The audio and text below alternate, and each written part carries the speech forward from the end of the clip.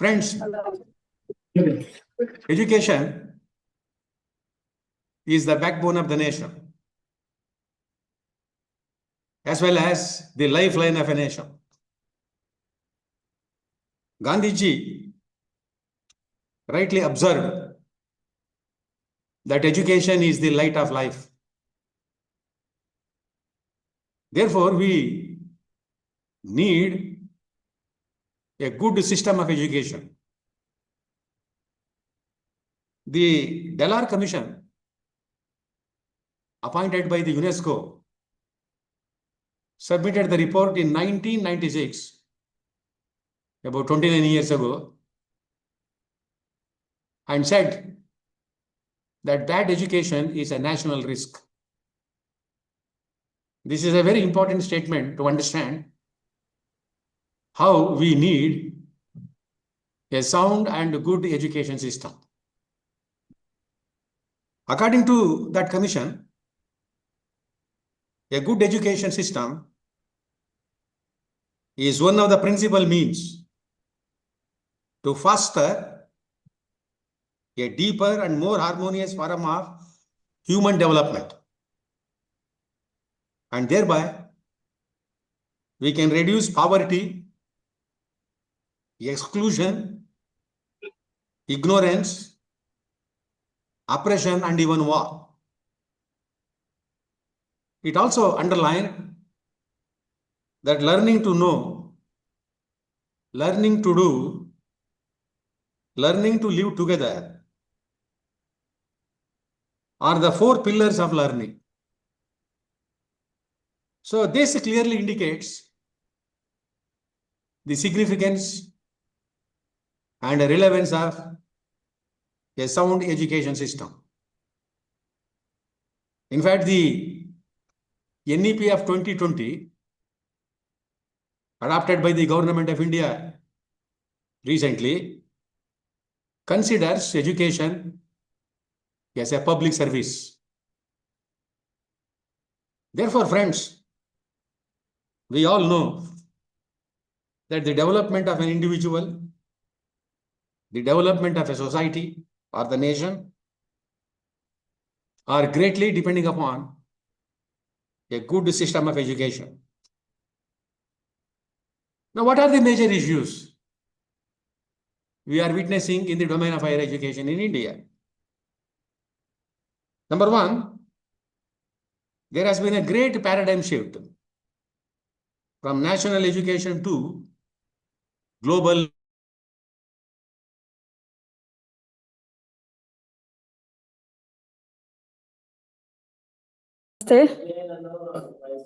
Hello. ಎಲ್ಲರಿಗೂ ಕೇಳಿಸ್ತಾ ಆಯ್ತಾ? Yes madam, ಕೇಳ್ತದೆ ಹೇಳ್ರಿ. ಕೇಳಿಸ್ತಿದೆ ಏನು ಲೆಕ್ಚರ್ ಕೇಳಿಸ್ತಾ ಇಲ್ಲಲ್ಲ, ನಮ್ ಕಡೆ ಪ್ರಾಬ್ಲಮ್ ಅವ್ರದಾ? ಅವ್ರದೇ problem Maybe MMTTC problem madam. Okay, thank you.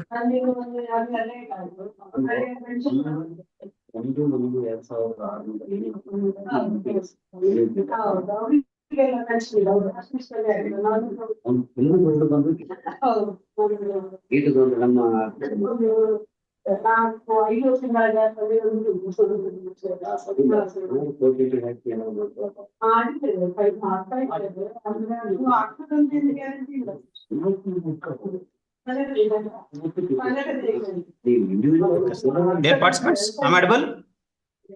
Hello, please reply. Yes sir. Dear participants,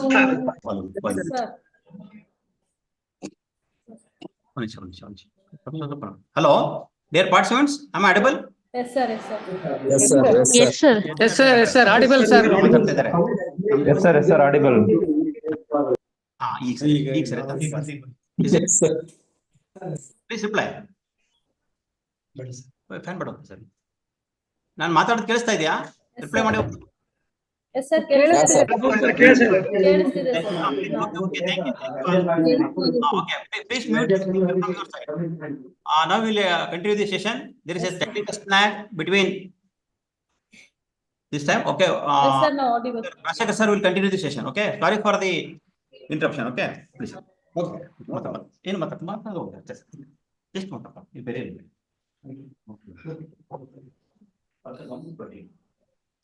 ನೀವು ಹತ್ತಿರದಲ್ಲೇ ಇದೆ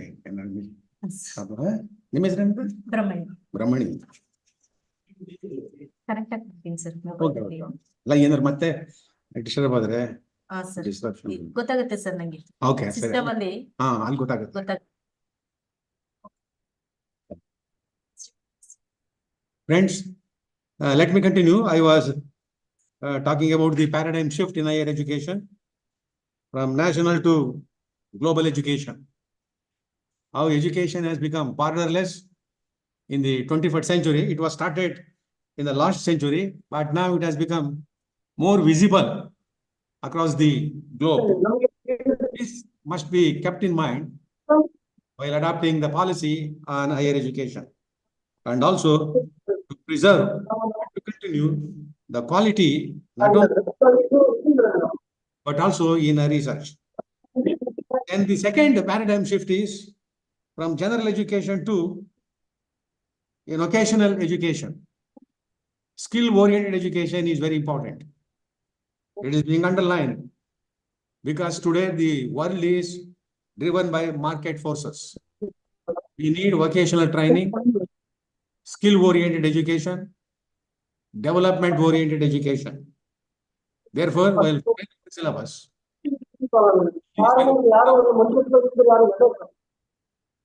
don't disturb.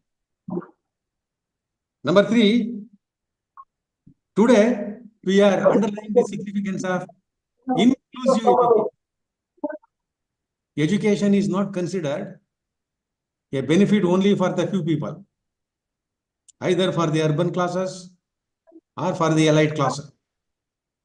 It should reach all sections of the society and in all areas of society. And therefore, education from a few people to education is the hallmark major issue.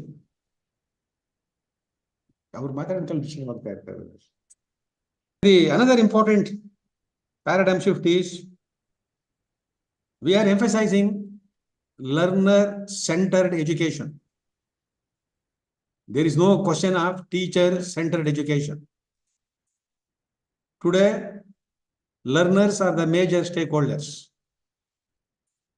They are the heart and soul of the education system. Therefore, the teachers are they are the guides. They are the philosophers. ಅದೇನಾಗಿದೆ UPS 3-4 ಇಲ್ವಲ್ಲ, ಅದೇನಾಯ್ತು UPS correct ಆಗಿದೆ ಅಲ್ವಾ, current Hello, we are not listening, sir. We are getting disturbance. Somebody is speaking. Yes, sir. Okay. Okay. Please maintain the silence while we are talking. There is a time for you to interact with me, either through questions or through your opinions. Then the another important thing is, today we are emphasizing activity-based system of learning rather than rote learning or routine learning. Practical system of education is receiving a lot of importance and also attention from the government. Then the another shift is from one-time education to lifelong education. Education is a lifelong process. You may get the degrees, BA, MA, or even PhDs or DLids, but education will not end there. It's a lifelong process. According to the experience, a teacher is always a learner. A teacher is always a student. That point, we have to remember, and we must have an open mind, because learning is like an ocean. Then the last shift, paradigm shift, is from traditional teaching method to technology-driven method. Today, ICT has become the major content of teaching, learning, and even research. Information, communication, technology. From that point of view, friends, today we are witnessing these what you call major challenges, major issues. Then the second major issue is the expansion of higher education. In 1947, when we got independence, there were about 20 universities and 500 colleges. And the gross enrollment was estimated to be 0.1%. But today, the expansion has been seeing a great change. Today, we have got more than 1,000 universities, central universities, state universities, private universities, and deemed to be universities. In fact, according to the NEP of 2020, we cannot categorize these universities as deemed universities. Every institution of higher education must be considered as a university. That is the, underlying statement of the NEP of 2020. So this shows that the government of India, as well as the state governments, have been taking measures to expand the expansion of higher education. According to All India Survey Report of 2019 and 20, 5 years ago, the total enrollment in higher education has been estimated to be 38.5 million. 38.5 million. 19 million boys, 18 million girls, almost equal. This is a very significant development that we have been seeing in the expansion of higher education. And also, we are trying to fill up the gap between the boys and the girls for the benefit of the higher education. As a result, the Knowledge Commission, which was headed by Sam Pitroda, appointed in 2005, submitted the report in 2007. It emphasized three things. Number one, expansion of higher education. Number two, inclusive higher education. Number three, achieving excellence in higher education. This is very important. Mere establishment of colleges, universities is not enough. You must ensure the quality. If you want to compete in the world, excellence is very important. Not only in teaching, but also in research and other educational activities. And therefore, the NEP of 2020 also focuses on these three aspects recommended by Sam Pitroda. Now, this clearly indicates that several state governments have also taken measures for the establishment of many colleges and universities.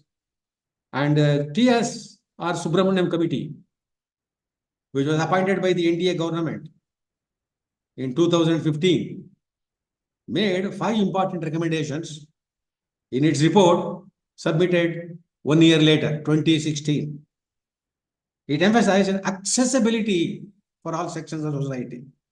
It should be very important.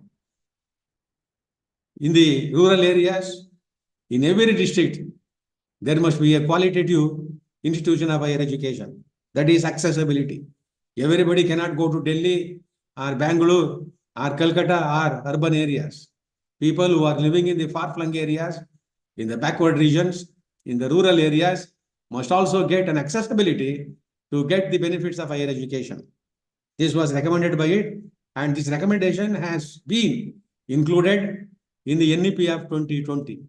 According to NEP of 2020, at least in every district, there must be an institution of higher education, or a good, college, or a good university.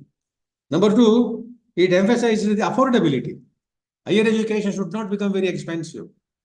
It should reach the common man. The common man can afford by paying, the small amount of prescribed fee, and the government must also extend financial support to the poor students, to the SC students, to the backward classes students. Therefore, affordability is also very important to get access to the domain of higher education. Number 3, accountability, not only on the part of the institution, but also on the part of the teachers. Teachers' accountability is very, very important. They play a crucial role, central role, pivotal role, not only in ensuring quality education, but also in ensuring the reputation of the institution where they serve, where they are appointed. That is very, very important. They cannot escape. It is because of this, Manmohan Singh government, was very generous in enhancing the perks and salaries of the university and the college teachers. Today, we are very happy that our teachers are getting handsome salaries in the government colleges, in the aided colleges, and also in the public universities, because they are expected to devote more time, not only for quality teaching, but also for research and other activity-based activities of the university. Then equity is very important. Equity means justice. It should provide justice to everybody. It should not become exclusive education system. It should become inclusive education system. Everybody should get an opportunity because we are all Indian. That is very important. The preamble of the Constitution contains the word called justice, social justice. Social justice means the benefits of the government, the benefits of education, the benefits of any scheme sponsored by the government should reach all sections of the society. And that is why equity is being emphasized. Lastly, 5th one, quality is very important. Friends, you remember, quality is the buzzword. If you want to survive in the international arena or in the competitive world, you must be a qualitative person. Man is intelligent. Man is creative. Man is innovative. Man is a wonderful animal. Now he has invented so many devices. Mobile phone, I think, if you keep it in the hand, you can have access to knowledge. You can talk to anybody anywhere in the world. You can store the information. You can download the internet and you can get the information. But sometimes you have to verify it. You cannot totally depend upon the smartphone. But smartphone has been invented by the man. That you should remember. How 21st century is different from the 20th century. When we were students in the University of Mysore during 1970s, all these were not there. In the beginning of the 21st century, mobile phone was not available to everybody. When I was the director of the Academic Staff College here in 1999, 98, 2000, there was no mobile phone. Only one phone was available. But today, after 20 years, mobile phone have become toys. It is there. Nobody is there without mobile phone today. More than 80 to 90% of the people, even in the rural areas, are possessing the mobile phones, are using the mobile phone. That is the revolution in the field of what you call information technology. Therefore, how to achieve the excellence? This is a very big, Sir, audible. question. Not getting sir properly. Excellence was underlined by Dr. S. Radhakrishnan Committee, which was appointed by the Nehru government in 1947, immediately after independence, and it submitted the report in 1948. Radhakrishnan was a great teacher. He was not only a great philosopher, he was a great teacher. He taught in the University of Mysore in the early part of 20th century, that is from 1918 to 1920. Then he became the Vice Chancellor of Banaras University. Then Andhra University. He became the chairman of the UNESCO. He became the Vice President of India. And he also became the President of India after Radhakrishnan in 1962. Since 1962, his birthday is being celebrated as a Teacher's Day. He was a great teacher.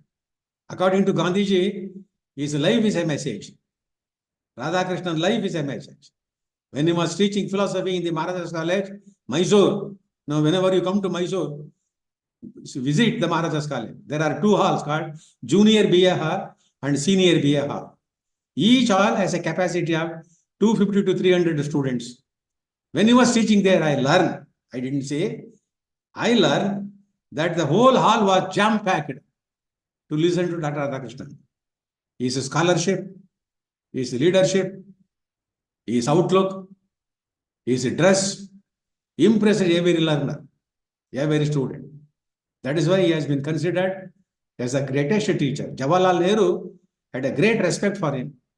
That is why he was supported by Jawaharlal Nehru to become the second president of India after, Rajendra Prasad.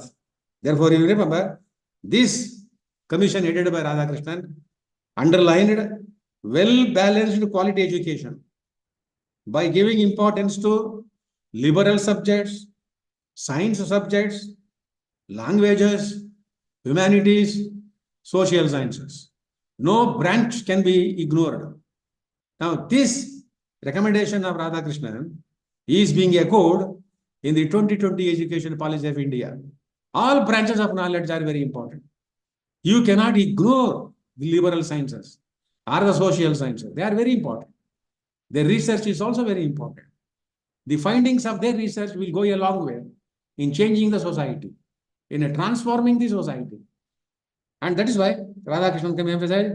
Then Kothari Committee, appointed by the government, Indira Gandhi government, in 1966, we submitted the report in 1968, said that the destiny of the country is shaped in the classroom.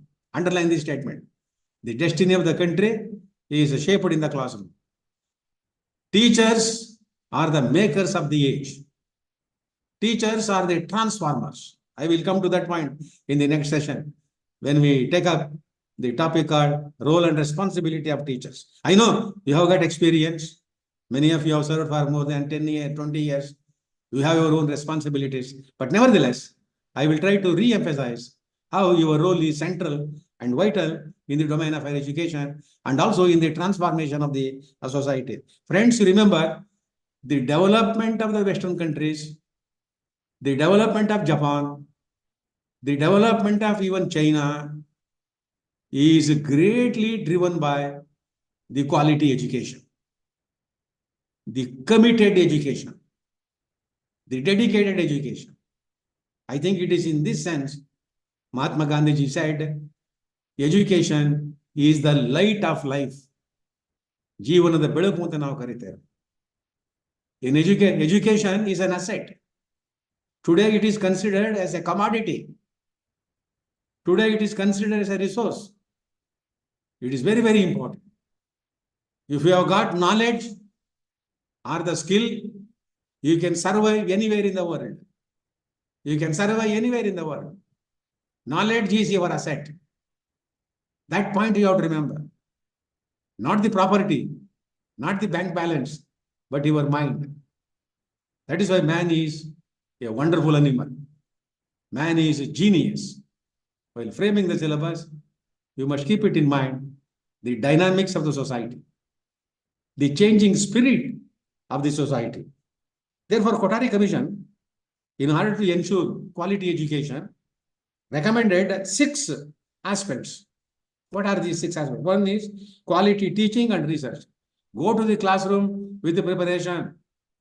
Every teacher must update his knowledge, must upgrade his knowledge. What is the objective of conducting these programs?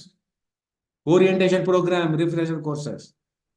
That is to update your mind, to encourage your openness, make you to listen to others, and for your self-assessment.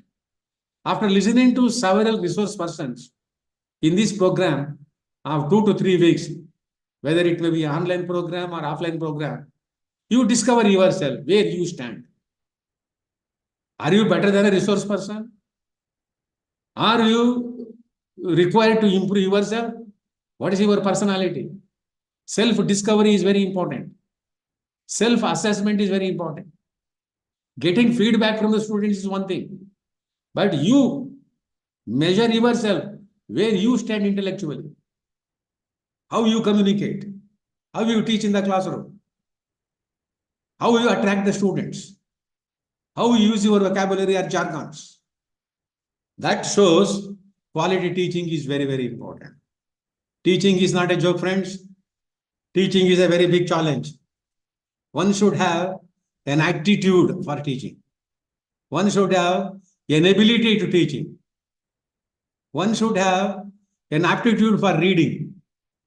A teacher must always be an voracious reader. You must read. If you want to teach for one class, 1 hour, you must take 2 hours for research work. You must go to library. Books are your friends. Library is your temple. But nowadays, I think such things are not happening. They are declining. Nobody is reading the original books. Many people, very rarely people buy the books or purchase the books. You must have your own personal library. That requires your love for books, your love for knowledge. From that point of view, the underlying quality teaching, research. Research is very important. Don't indulge in plagiarism. Don't indulge in hiring the ghost writers. Selection of the topic, collection of the data, analysis of the data, research findings will go a long way. If you go to Indian Institute of Science, Bangalore, you will find how quality research is being promoted. Even today, Indian Institute of Science, Bangalore is considered as one of the topmost universities in the world. Whenever you go to Bangalore, many of you are very near to Bangalore, visit that campus. Look at there. Go to Bangalore University. If you go to Chennai, visit Madras University. If you come to Mysore, visit Mysore University. How our library is organized, how it is being used. What is the status of library today? Therefore, quality research is very, very important. Then curriculum design is very important.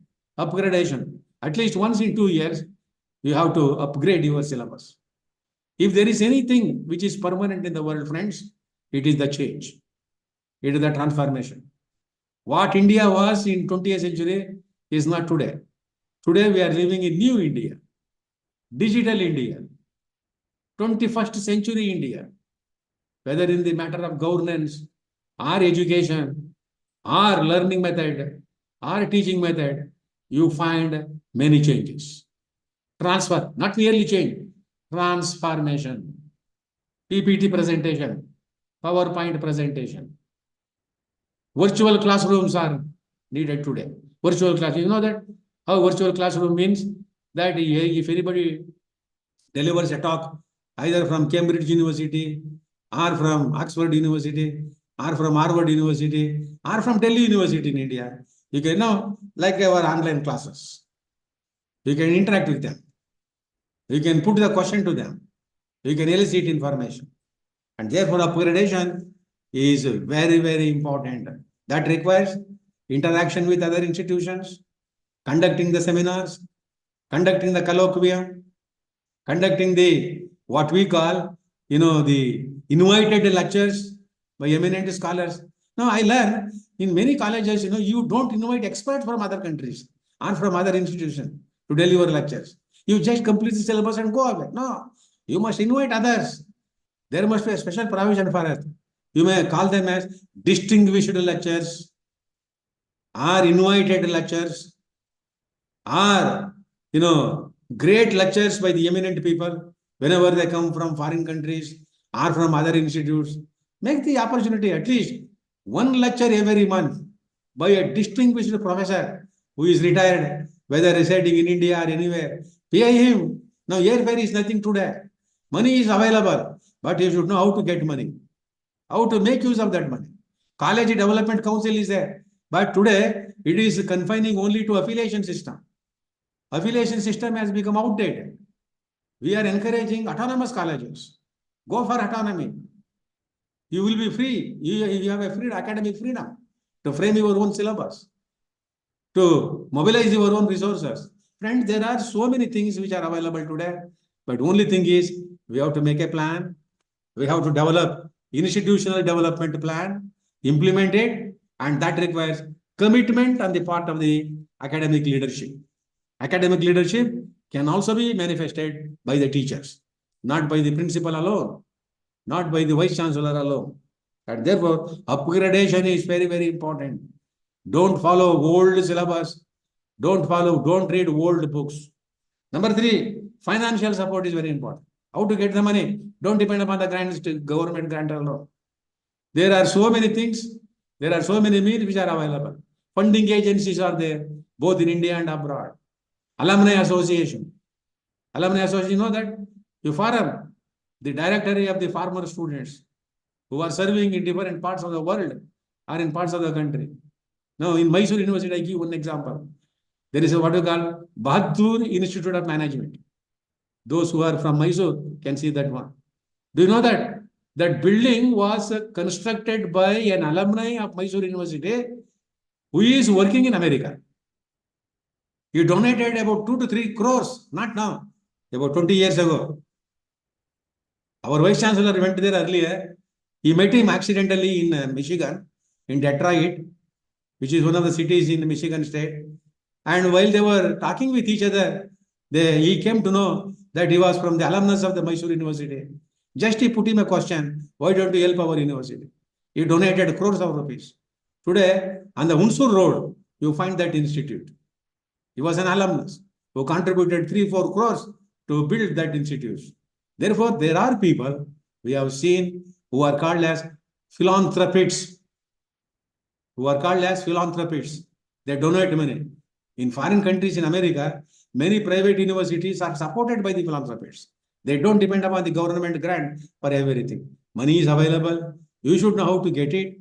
You should know how to mobilize it. You should know how to use it for the development of the institution. Therefore, financial support is also very, very important. Today, many state governments are indulging in what you call politics of freebies, politics of populism, and thereby their resources are weakening.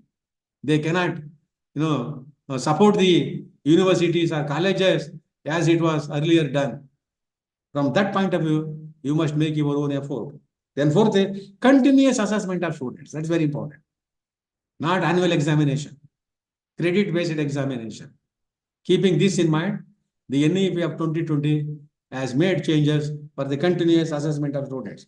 Then fifth one, accountability of teachers. That is very important.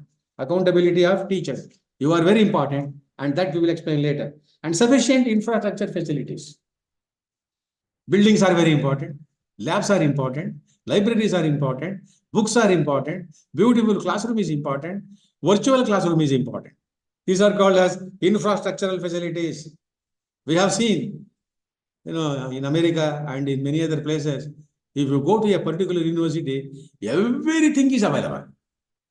Now, when I visited Saginaw Valley State University in 2006 as a visiting scholar, it's a small university, state-funded university in America, located in the Michigan state, but it contained everything. Classes are being conducted from morning 8 o'clock to night 10 o'clock. Night 10 o'clock, remember, my classes were arranged from 8 p.m. to 10 p.m. in the night. And students were there. And they were all staying on the campus. And they were very attentive. But in India, do you find that system? Do you find the presence of the students at 10 o'clock in the night? Because after 5 o'clock in many university campuses, the entire campuses looks like empty. In America, teachers go to the lab at 2 o'clock in the morning, 3 o'clock in the morning, even during winter season. But in India, how many people will go there? Only few, like in the Indian Institute of Science or IITs, because in India, IITs are doing very well, according to the ranking. Therefore, friends, dedication is very important on the part of the teachers, because infrastructure is also very important. If you have got good library, if you have got good academic ambience, that's very important. Good academic ambience, you are motivated to visit your lab or to visit the library, make notes, reading original books, that would go a long way.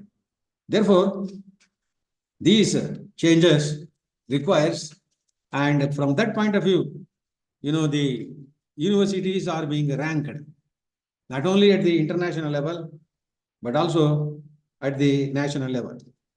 In India, we have adopted 5 criteria to assess the ranking of the universities, to understand their excellence. What are these 5 criteria? Number 1, teaching learning resources. That is very important. How many teachers are there? Qualified teachers are there? What are the learning resources? Friends, today it is a a very sad thing to say that many universities, they have no sufficient, regular teachers. Even in the University of Mysore, more than 60% of the vacancies are not filled up for the last 15 to 16 years. And we do not know what is the reason, either on the part of the central government or on the part of the state governments. Many departments in the University of Mysore are managed by the temporary lecturers, guest lecturers, and sometimes even the research scholars are asked to take the classes. How can we ensure the quality at the PG level? This is very important. When we were students, we had great scholars, who had studied in foreign countries. It was a pleasure to visit Manasa Gangotri campus and to see such stalwarts in the field of higher education. But today, it is very rare. We can't see such an educational phenomenon. Number two, research and professional practice, quality of the research. Not only in the science field, but also in other branches of knowledge. Then graduation outcome. What is the percentage of result? What is the quality of the research? How many first classes, ranks, and all that. Number four, outreach and inclusivity. Outreach, whether you have got half campus branches, whether you are providing education to everybody, inclusive education, that is very important. And last one, peer perception. What is the perception of the people, that is the citizens, regarding the institution? Now, these are the 5 criteria. On the basis of these 5 criteria, friends, in the 2024, the following institutions got 10 ranks conducted by the Union Education Ministry. Number 1, overall. All of them are IITs, please, majority of them. IIT Madras, second place, Indian Institute of Science, Bangalore. IIT Bombay, third place. IIT Delhi, fourth place. IIT Kanpur, fifth place. IIT Kharagpur, sixth place. All India Institute of Medical Sciences, New Delhi, seventh place. IIT Roorkee, eighth place. IIT Guwahati, ninth place. JNU, 10th place. JNU means Jawaharlal Nehru University, Delhi. So overall, so technical institutions have got the top positions in India. Top university, 10 top universities. Indian Institute of Science, Bangalore, number 1. That is very great. I request those who are teaching science subjects must visit this institute in Bangalore. Number 2, JNU. Even today, JNU may be a place of controversies and political interference here and there, but still quality is there. Its organization is very important. It has got different schools, different centers, research are being conducted. Then the third one, Jamia Millia Islamia, again Delhi, third place. Fourth place, Mahe. Fifth place, BHU, Banaras Hindu University. It has a very beautiful campus. I have seen Banaras Hindu University, beautiful campus. It conducts all kinds of courses. Whenever you go to Varanasi, visit not only Kashi Vishwanath temple, but also Banaras in the university campus. You must have a Bharata Darshan. Friends, today you are getting very good salary. Don't, stabilize yourself only in your teaching place or in your native place. Have a Bharata Darshan. Today we have got very good transport system. Air system is there. Train system is there. We have got beautiful train and travel. Narendra Modi has given a lot of importance to India's travel. More than 50 new airports have been established. One can afford.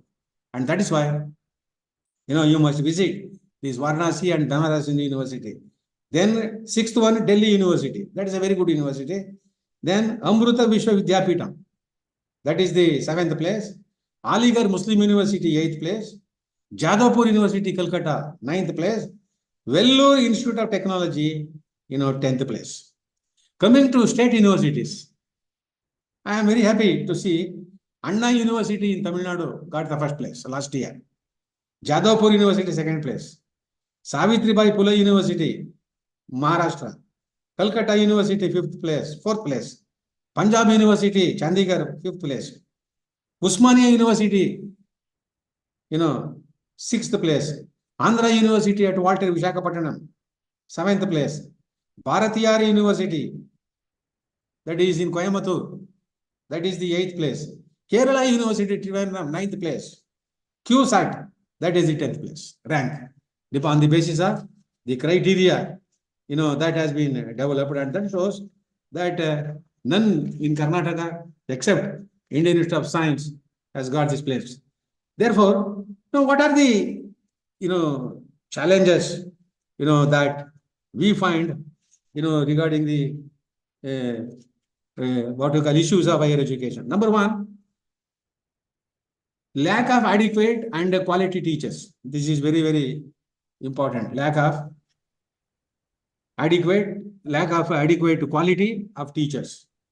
And this clearly indicates that it is very difficult to achieve the coordination between the institutions and the government.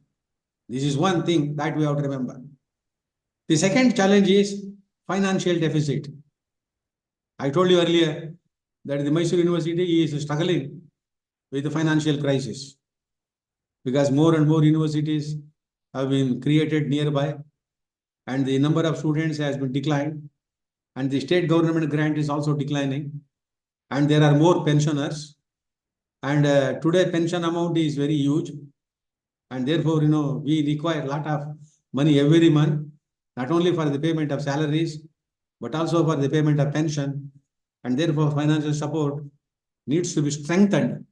This is a very big challenge that requires so many means, and the education minister, concerned education minister in every state, must have greater vision and dynamism.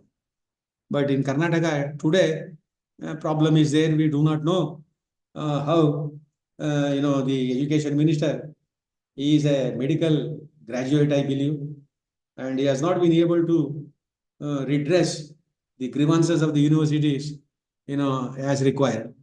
And still, the problems are there. And the vice chancellors, who are being appointed on various considerations, sometimes are not in a position to tackle the issues very seriously. Many of them lack stature, experience, and even scholarship and leadership qualities. This is the problem that we are facing today in the state of Karnataka and in other states. Then the state higher education institutions are struggling to adopt emerging technologies involving AI, artificial intelligence. 21st century will be the century of AI, artificial intelligence, machine learning, blockchains, smart boards, adaptive computer testing for student development, and other forms of educational software and hardware as per the new NEP of 2020. These are the problems. Not only intellectual problems, but also financial problems are visible, to go for new revolution, not only in the adoption of these techniques, but also in the implementation of 2020 NEP. Then another challenge is urban-rural universities witness a huge gap, not only in quality teaching, but also in quality research. And there is also what we call a lot of differences between the private universities and public universities. Private universities are capable of spending a lot of money. They generate the resources. They mobilize the resources. Therefore, they can hire qualitative teachers, even retired teachers. Friends, if you go to America, many private universities, they buy, even they purchase retired, reputed teachers. There is no question of retirement for them. They can work up to 80 years of age or 85 years of age, depending upon their mental alertness and physical stamina. But in India, such things are not being followed. Because when the teachers retire at the age of 60 from the universities, no appointment is being made immediately. This is a sorry, state of affairs. And therefore, about 420 universities are located in rural areas of our country. 420 universities are located. Now, what is the problem? Either with the Hassan University. In Mysore, we have got music university. It was established when Yedurappa was the chief minister earlier, about 10 years ago. Even today, they have not been able to provide a campus, a new building for that music university in Mysore. You come and see in Lakshmipuram, just beside, the police station. It is located in the middle school building. Now, what kind of this university? They have got Sanskrit University in Bangalore. Where is the infrastructure facility? And there is a controversy regarding the Horticultural University in Bagalkot. Now, unless and until you provide good infrastructures, financial problem, you solve, then you cannot imagine the development of the new universities. Then again, the problem is the implementation of 2020. Now, how to tackle these issues? Number one, prevention of political interference.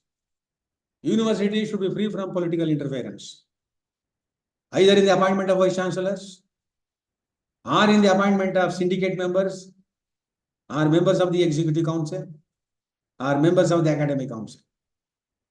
Now, the governments of the day appoint their political leaders or politicians who have less experience or no experience in the field of education as members of the syndicate, or executive council, or the senate, or academic council. And while appointing the vice chancellor, I think I don't want to talk too much about that. I don't want. Search committee is only bogus. Search committee is only bogus, whether it is in Karnataka or elsewhere. Earlier, great scholars were appointed as vice chancellor. DC Pavate, Karnataka University, who became the governor of Punjab later. KL Srimali, who was the education minister in the Nehru government, he was appointed as vice chancellor of Mysore University. You remember? KM Panikar, a great historian from Kerala, who was our ambassador to China. He was appointed as vice chancellor for Mysore University. I learned, you were not there during 1960s, when Nijalingappa was the chief minister. Remember, such eminent scholars were there. But today what is happening? Everywhere, political interference. That is why the political interference should be cut down. Universities should enjoy autonomy. And the appointment of vice chancellor should be made, foolproof. They must prepare, panel of scholars in consultation with the UGC, and they should leave it to the chancellor, or even to the chief minister. Let the chief minister select, because the chief minister must always consider the goodness and the development of the university. Reputation. V.K. Gokar, he was the vice chancellor of Bangalore University. V.K. Gokar, a great teacher of English, who was also teaching in Bangalore University. He was the vice chancellor of Bangalore University. Eminent people are available. But nowadays, such things are not being recognized. Number one, recruitment of teachers. That is very important. As soon as the vacancies occur, they should be filled up immediately within 6 months. And again, another thing is that implementation of RUSA. What is the RUSA? Rashtriya Uchchatar Shiksha Abhiyana. This was launched in 2013 to strengthen UG and PG, education in India. What are its objectives? To address critical issues of higher education, the MHRD launched this in 2013. It is largely based on conditional release of grants linked to reforms in key areas of governance, learning, teaching, outcomes, research output, and infrastructure support. So when the institutions improve their institutions, then the grant will be released under this scheme, RUSA scheme. Under this scheme, states and institutions have to give an undertaking expressing their willingness to reform the institutions of higher education. And that is why Sometimes it has not become very successful. But recently, they released a lot of money to conduct extra classes and also to carry out certain reforms. It is also very important that RUSA tries to make efforts to improve pedagogy. Pedagogy means an art of teaching and a science of teaching. My colleagues, you remember, teaching requires good communication skill, body language, your personality, your vocabulary, your scholarship, and your leadership. That is why your role is very important. And that is to be improved according to RUSA. Selection of teachers in a transparent manner. That is very important. Because teachers are the torch bearers of the society. They are the transformer of the society. This would go a long way according to RUSA. Therefore, on these conditions, grants are being released, and also the governments are asked to submit the report to the UGC regarding the implementation of these things. So that clearly, friends, shows that the major issues of higher education are very, very important. We have analyzed them, we have identified them, and we have also mentioned certain challenges and how these challenges can be overcome. Nothing is impossible. It is possible. Friends, remember, government should give a lot of importance to education. Primary education alone is not important. Primary education is the fundamental right up to 14 years of age. But even here, at the implementation level, it has many hurdles. It has many challenges. And universalization of primary education has not been done. Not even in any state in India, despite it is being a fundamental right. Fundamental right means when it is violated, it can be enforced in the court of law. But regarding higher education, the society, the teachers, and the government must keep it in mind, the quality, the commitment, dedication on the part of these things. We are the major stakeholders. And we must always remember that the destiny of the country is greatly depending upon the quality of teaching and the quality of research. With this, I would stop here. If there are questions for 5 minutes, welcome. We will continue regarding the other one next. Any questions?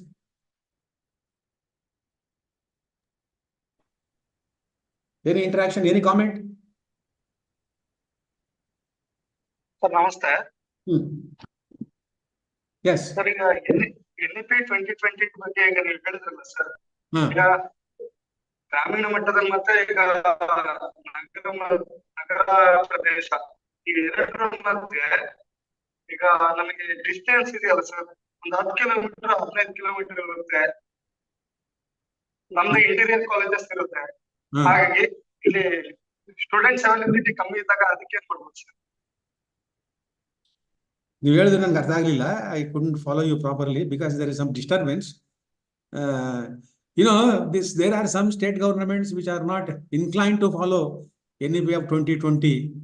About 12 state governments, who are opposed to NDA government are not willing. And because you remember, education is in the concurrent list. That you remember.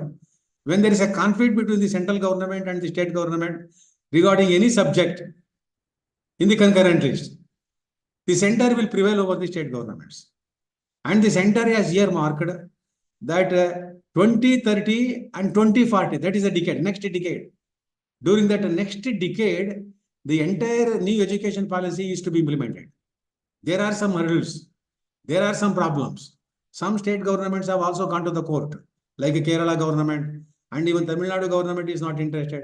And even Karnataka government is not interested in implementing the NEP of 2020. They have appointed their own commission, state education policy. It is yet to submit the complete report. It has submitted the only interim report. Sukhdev Thorat, who was the chairman of the UGC, he is the chairman. They have taken some more time. And then there is a dilemma. There is a problem regarding the implementation of the NEP, the implementation of the SCP, state education policy. But when there is a conflict between the two, the central policy will prevail over the state policy because UGC plays a very important role. It is not only the giver of grants, it has also become a regulator of educational policies and programs. And therefore, problems are there in a federal system, but the state governments run by different political parties should not politicize the new education policy, because this new NEP was deliberated for a very long time throughout the country, and it was headed by Kasturi Rangan, who died recently, and under his stewardship, chairmanship, it was followed, feedback was obtained, and therefore, you must always think in terms of students' interest, national interest, rather than party interest or political interest. ಸರಿ ಮತ್ತೊಂದು ಪ್ರಶ್ನೆ ಇದೆ sir. Please, come on. ಪ್ರಶ್ನೆ ಇದೆ sir, ಇನ್ನೊಂದು ಪ್ರಶ್ನೆ ಇದೆ sir. ಈಗ ಲಾಸ್ಟ್ ಇಯರ್ ಡಿಸ್ಟಿಕ್ ಒಂದು ಯೂನಿವರ್ಸಿಟಿ ಅಂತ ಮಾಡ್ತಾರೆ ಸರ್. Last year, ಡಿಸ್ಟಿಕ್ ಒಂದು ಯೂನಿವರ್ಸಿಟಿ ಅಂತ ಮಾಡ್ತಾರೆ. ಒಂದು ಡಿಸ್ಟಿಕ್ ಯೂನಿವರ್ಸಿಟಿ ಅಂತ ಮಾಡ್ತಾರಲ್ಲ. I agree with you. Establishing the university in every district is not a bad thing, but the government should provide all facilities. That is very important. It should provide all facilities. Now, that is the aim of the new education policy also. There is nothing wrong in the backward areas of new universities there. Just because, some universities are losing some affiliated colleges, that should not be there. But the new universities should be supported by the state governments, and the old universities should have their own policies to mobilize their own resources. They might find out the ways and means of mobilizing the resources. Resources are available. Funding agencies are there. For example, self-financing programs. In addition to regular programs, the universities can also introduce self-financing programs. And in Mysore University, that practice was there. I don't know whether now it is being continued or not. No, the students who don't get the seat in the regular stream can opt for financial this self-financing stream. They can afford. They can give the money. And the philanthropy, organizing the research projects and inviting the scholars from other countries by encouraging what you call major research projects. Now, in the science subject, if one can take a major research project, he can get 1 crore, 2 crore, 5 crores from foreign funding agencies. So such things are there, and therefore academically we have to become more vibrant, more dynamic. For everything we cannot depend upon the government. Otherwise, there is no meaning of autonomous universities. Autonomy is very, very important. NEP is encouraging autonomy. We don't want affiliated old system. It was the British practice. In Britain, they have given up. They have abolished it. But in India, we are still retaining. Many teachers are apprehensive of the autonomy because they think that they may lose their security of job or salary or pension. Nothing will happen. There is no connection between the autonomy and your service conditions. You will be there as teachers. You will get all benefits that you are getting now. You will get autonomy to frame your own syllabus, to follow your own syllabus, and to award your own degrees. Of course, under the umbrella parent university. That is all. Parent university will only be your guide, and it will be a normal institution. Tamil Nadu, you go to Tamil Nadu. In Tamil Nadu, we have got large number of autonomous colleges. How they are doing? Now, those who are residing nearby Coimbatore or Chennai, you visit Bharatiyar University. It is in Coimbatore. I have visited several times Bharatiyar University, but it has got 9th place in the ranking last year. Autonomy. It has enjoyed its autonomy.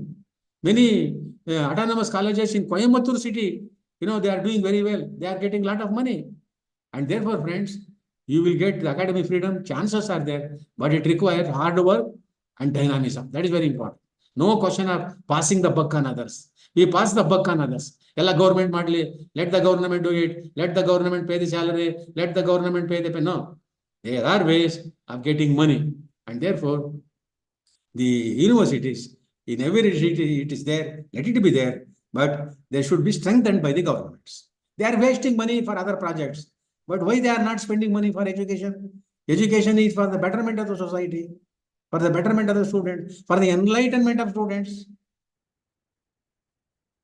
They should cut down what I call politics of populism, politics of freebies for voting purposes. People themselves should reject them. They should devote more on social development, educational development.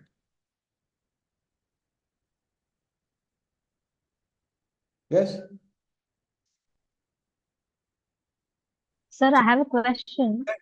Any question? Another last question for this session? Sir, the enrollment of students in the colleges, especially degree colleges, is declining very much. Is that Because- considered as an issue? Because there is no quality, there are no permanent teachers, there are no proper infrastructural facilities. Naturally, they go to the private colleges where better facilities are available, where better teachers are available.